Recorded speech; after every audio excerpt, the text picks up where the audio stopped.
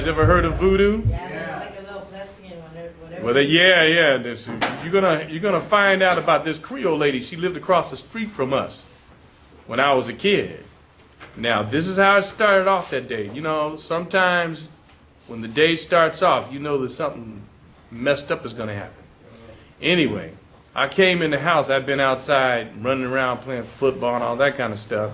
And I came in the house probably around 12 because I was hungry. I was extremely hungry. And we hadn't had food in a long time because my dad used to only get paid every 2 weeks. And we would eat all the food up within 3 days and then be starving. So I came and I said, Mom, I'm hungry. She said, yeah, but there's no food and you know your dad doesn't get paid for another 2 weeks. I said, but Mom, I'm hungry right now. She said, well, hey, what can I do about it? And I went and sat down on the couch. I said, oh, man. I sat there for about 5 minutes and my stomach started, and I went, oh, Mom, I got to have something to eat. Mom, I'm hungry. My mother came up and said, boy, you say it one more time, I'll slap your eyeballs out of your head. Back in those days, they'd beat you for complaining about being hungry. Yeah. And I said, Mom, it's not my fault I'm hungry. Sorry. This girl's messing my story up. Sorry. Kick her out. No. I'm meant to kick you out. You messing the story up. Okay. In fact, come here. No, go sit right here. No, you're going to move over here. Move. I can't believe it. My story was going there. She messed my story up. I'm going to start over. Okay, all right. All right, sit over there and be quiet. Don't you mess my story up again. Maybe she messes up one more time, kick her out. Anyway, where'd I stop? I was talking about my mother getting ready to slap me. Yeah. And I told her, I said, it's not my fault I'm hungry. And then my mother did something I should have known. When she made that face, she smiled. She went, oh, you hungry? I'll get you something to eat, mister. I'll get you something to eat today. And I went, oh, I knew she was hiding food because sometimes they'd hide food so we wouldn't eat it all up. But what she said next sent a chill down my spine. She said, I'll tell you what we're going to do, mister. We're going to eat speck. I went, what? She said, you heard me. We're going to eat speck. We're going to eat them today. I went, no, forget it. I'm not hungry. And I ran out of the house. And I ran down the street. I saw my brothers out there playing football. I said, you guys, Mom's talking about eating speck. They said, that's because you keep bothering her. Now don't bother her anymore. And she won't be talking about eating speck. Now I know what you guys are thinking. You're thinking, who was Speck? Thank No. you. Speck. No, Speck was our pet chicken. Now I know you guys are going, why would some people have a pet chicken? Well, he was an extraordinary chicken. First of all, you guys, he was this tall. How old is a kid that's that tall? About 8, 7? 8, 9. Yeah, he was that tall.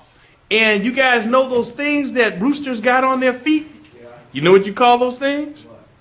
In English, well, in Spanish, they call them escuelones. In English, they call them spurs. And that's how, if you ever go to a rooster fight, that's how they kill each other. They jump up and they stab each other with those things. Well, their spurs are usually about that big, and they kill each other. Speck, a chicken this big with a head that size, his spurs were like that. They were like knives. He could actually hurt you bad if he attacked you.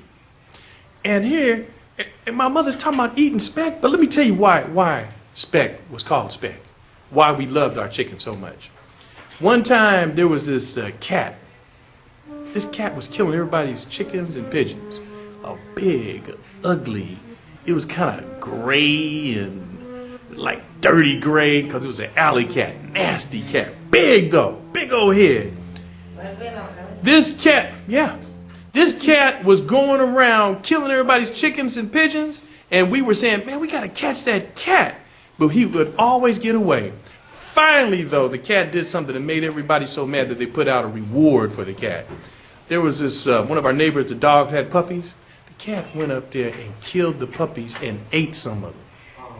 And we heard the dog out there whimpering and crying because all their puppies were dead. And everybody said, man, that cat, we got to get that cat. And they put out a reward, $50.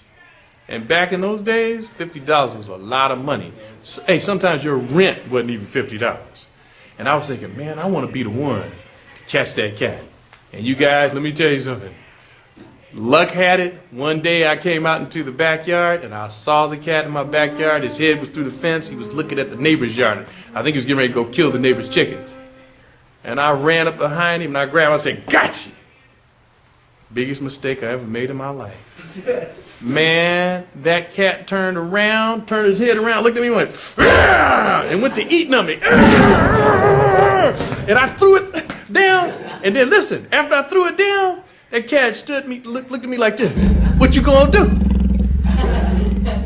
And I kind of backed up, went in the house, and when I looked down at my arm was full of holes and blood was just gushing out of my arm. And I went in there to my mother. She said, "Boy, what happened to you?" I said, that cat bit me. Took me to the hospital, had to get shots. You have rabies? Well, I didn't have rabies, but I was hurt. Gave me tetanus shots. And when I was walking around, I couldn't even use my arm. And all the dudes in the neighborhood, they said, "What happened, man?" I said, "The cat, man, that black cat that's killing everybody's chicken, that cat attacked me and did this to me." They said, "Man, don't worry, we're going to get revenge on that cat." Now, we looked for that cat for 6 months. Couldn't find him. But people's chickens and pigeons are coming up dead, and sometimes little puppies. Finally, one day we were out in the front yard in the street playing football, and we heard this. We were like, "What the heck is that?" And somebody said, "Hey man, there are cats out in your backyard." So we went and got some bats and some sticks and things, and we came out in the backyard, and we looked at the cat, and the cat was rolling around in the grass, screaming, jumping up. And we were like, "What's wrong with that cat?" And when we got close, we saw the cat's eyes were out. The eyes were hanging by these strings. I guess that's the nerves. And blood was all over his face. We said, "What happened to that cat?" And then we looked over there at our rooster, and he was standing like this. And they said, "He did that." People said, "Man, that rooster's better than a dog." And then after that, they had respect for him, so we named him Speck. And people used to come from all over the neighborhood. "Man, can we see that rooster that killed that cat?" And they would look at him and say, "Man, what a rooster." So we were proud of our rooster. In fact, if people came in our backyard, he would attack them. He was better than a pit bull. Here's my mother talking about eating. Now, would my mother do it? Yeah, you want to know why?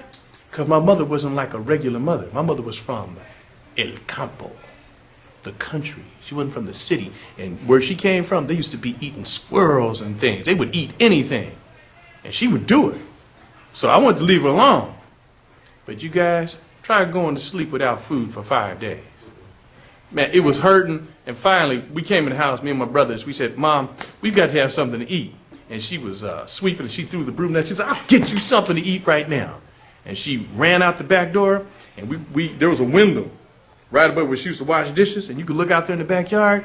And I saw her when she was walking up towards Speck, and when Speck saw her coming, I think he suspected something was up, and he got down in that fighting stance, stuck his head out, put his wings out like that. But before he could do anything, my mother ran over and grabbed him by the head and started swinging around like, "Ugh, ugh." And then she snapped her arm, bam, like that, and his head came off. And I went, "Oh, oh!" But you know what? He kept running without a head. I'm not making this up. Dude was running around without a head. I said, "Oh, I'm gonna go get his head and stick it back on." That's what I was gonna run out there and stick his head back on, you know. But then he stopped. And my mother grabbed him and stuck him in some hot water and pulled the feathers off, brought him in the kitchen, and took those knives and cut him up into pieces. And I was like, "Oh, man, oh." And I ran out in the front because I couldn't stand. It was like a horror movie what she was doing to our pet. And after a while, she came out and said, "Come and eat right now. You've been bothering me. You come and eat right now." And I came in, I looked down at the plate, and there's my pet in pieces on the plate.